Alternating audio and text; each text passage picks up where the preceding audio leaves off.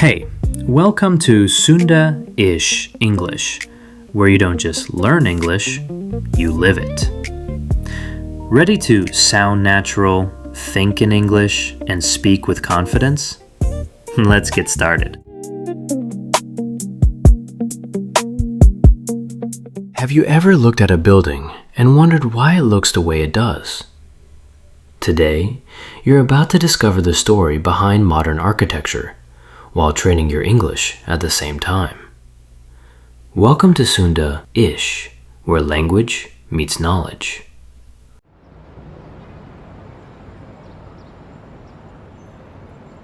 Architecture is not just about buildings. It is where creativity meets precision. It combines artistic vision with technical mastery to shape the spaces we live in every single day. Every building you see is more than concrete and steel. It reflects the scientific progress of its time and the dreams, the ambitions of both the architect and the client. But here's the interesting part. Not everyone agrees on what beauty looks like. The appearance of buildings can be controversial. Architectural styles don't begin on a specific day, and they don't simply end either. They evolve gradually, making them difficult to define with absolute clarity.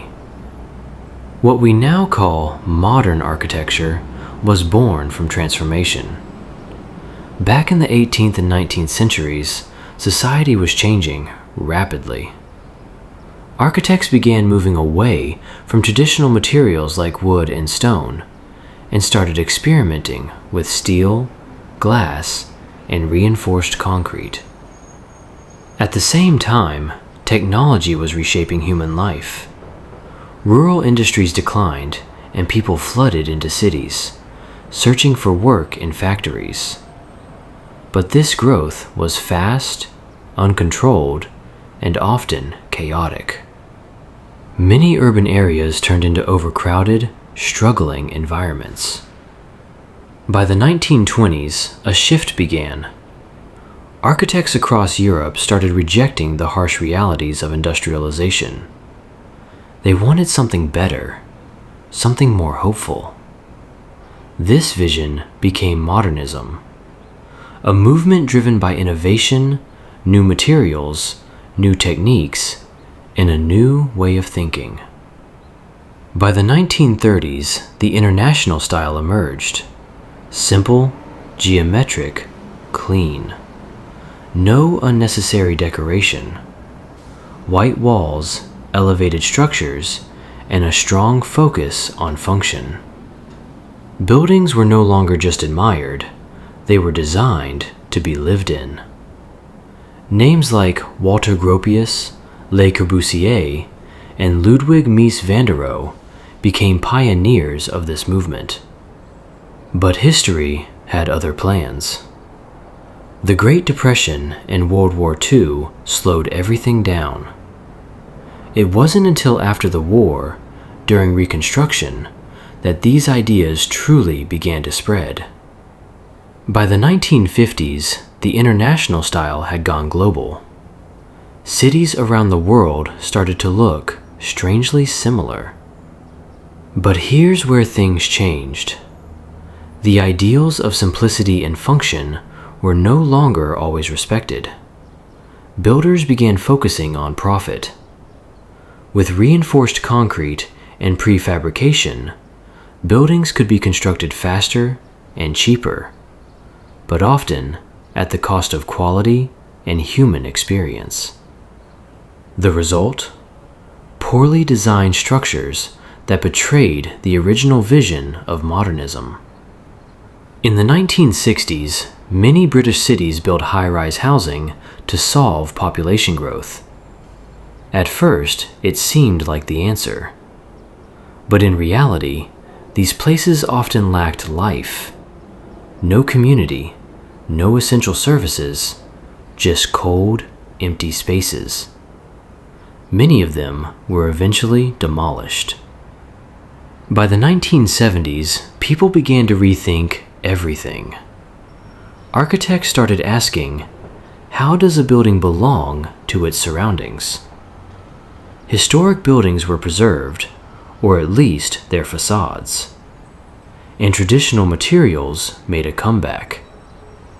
At the same time, a bold new style appeared: high-tech architecture, a celebration of engineering and innovation.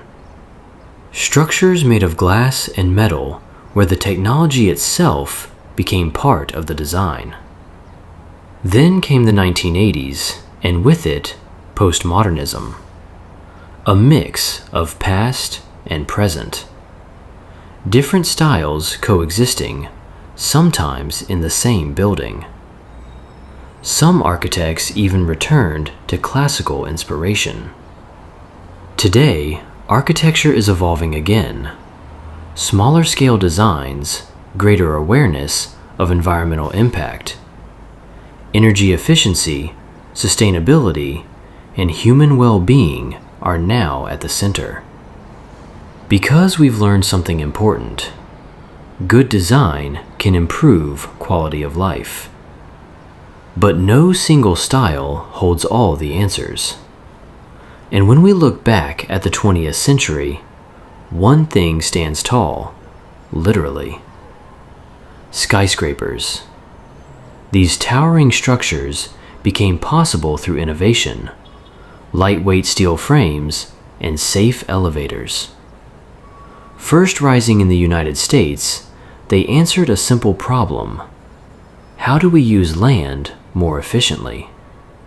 And as technology advanced, the skyscraper didn't just remain a solution, it became a symbol of modern cities reaching higher and higher into the future. So now you see, architecture is more than just buildings. It's a reflection of human progress, ideas, and dreams. And if you want to keep learning English in a smarter, deeper, and more powerful way, make sure you subscribe to Sundaish English. Because here, we don't just learn English, we live it. Disclaimer: this content is created solely for educational purposes. Yes, purely for learning.